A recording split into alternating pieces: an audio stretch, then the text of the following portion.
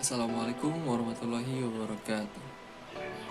Halo rekan-rekan, Bapak Ibu guru yang saya hormati. Apa kabarnya hari ini? Semoga kita semua tetap dalam kesehatan dan lindungan dari Tuhan Yang Maha Esa. Tak lupa agar kita untuk selalu bersemangat dalam belajar meskipun dalam situasi serba online ini. Baik, selanjutnya di sini saya akan menjelaskan atau memaparkan materi mengenai karya tulis ilmiah.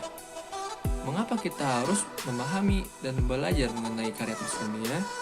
Ialah yang pertama, tentu untuk menguasai materi bagi kelas 11. Dan yang kemudian, dengan memahami karya tulis ilmiah ini dapat menjadi ataupun berguna untuk kita dalam pekerjaan ataupun pembelajaran berikutnya, seperti dalam perkuliahan dan lain sebagainya. Baik, berikut materinya. Baik, sebelum kita mempelajari lebih dalam dan lebih lanjut mengenai karya tulis ilmiah, tentu kita harus mengetahui dan memahami definisi dari karya tulis ilmiah itu sendiri. Tentu, untuk mendapatkan definisi sangat banyak di media internet maupun buku pelajaran yang lain. Namun saya simpul dan saya cakup secara singkat, definisi dari karya tulis ilmiah ialah hasil penelitian, pengembangan, kajian, ulasan, maupun pemikiran dari perseorangan maupun kelompok yang dibentuk ataupun disajikan dalam bentuk tertulis, disusun secara sistematis, dan juga berlandaskan kaidah keilmuan. Selanjutnya, apa tujuan karya tulis ilmiah? Untuk tujuan karya tulis ilmiah, itu pun sama-sama memiliki tujuan yang sangat banyak. Namun, saya singkatkan atau saya simpulkan, ringkaskan lebih lagi bahwa tujuan utama dari sebuah karya tulis ilmiah tidak lain dan tidak bukan ialah untuk memecahkan masalah dalam suatu persoalan, dalam suatu kasus, ataupun dalam suatu fenomena, dan juga untuk membuktikan sebuah kebenaran ataupun fakta pada suatu perkara ataupun fenomena yang diangkat dalam karya tulis ilmiah tersebut. Seperti itu teman-teman tujuannya. Berikutnya, apa sih ciri-ciri dari karya tulis ilmiah? Ciri-ciri dari karya tulis ilmiah sangat banyak. Di antaranya adalah tidak ambigu. Tidak ambigu di sini mengandung makna bahwa sebuah karya tulis ilmiah yang disajikan harus rinci dan detail, bahwa setiap isi yang ada di dalam karya tulis ilmiah tidak boleh ada yang dihalangi, disembunyikan maupun dihapus ataupun dihilangkan atau direkayasa, sehingga penelitian ataupun observasi sebelumnya yang telah dilakukan oleh si pembuat harus semuanya benar-benar dituangkan pada karya tulis ilmiah tersebut, sehingga dapat diuji juga kebenarannya. Berikutnya, ciri-ciri dari karya tulis ilmiah ialah tidak emotif.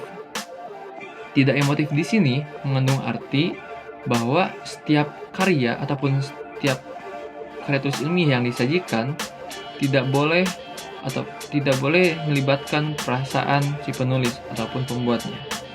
Karena jika terjadi ataupun adanya campur tangan perasaan si penulis ataupun si pembuat, maka secara tidak langsung itu akan mengubah kaidah dalam karya tulisnya itu sendiri.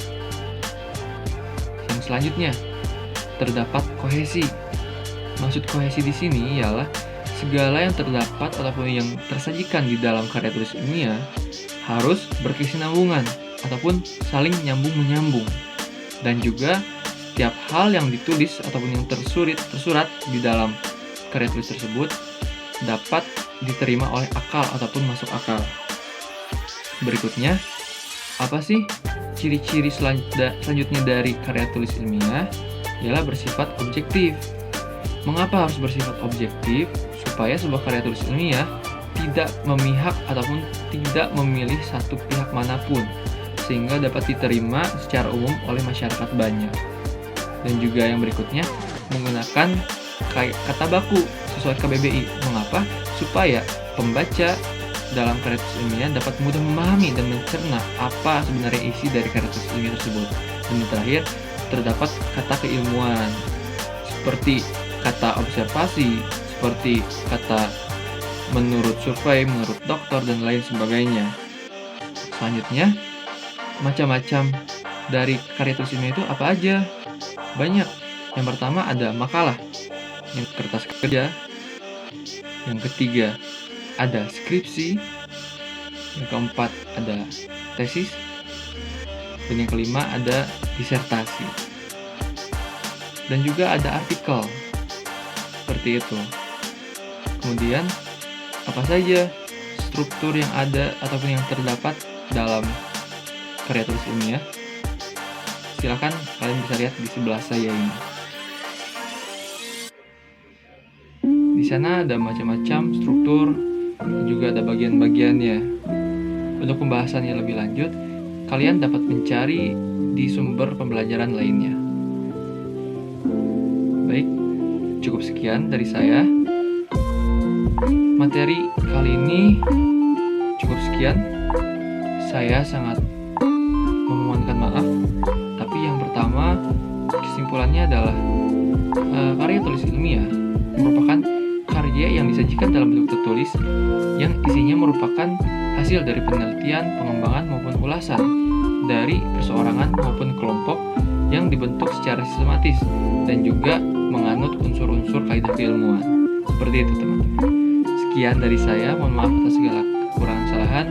Saya harap teman-teman dapat lebih mengenal mengenai karya tulis ilmiah supaya menjadi bekal ilmu untuk di kemudian hari. Sekian dari saya, mohon maaf atas segala kekurangan. Assalamualaikum warahmatullahi wabarakatuh. Tetap semangat dan jaga kesehatannya.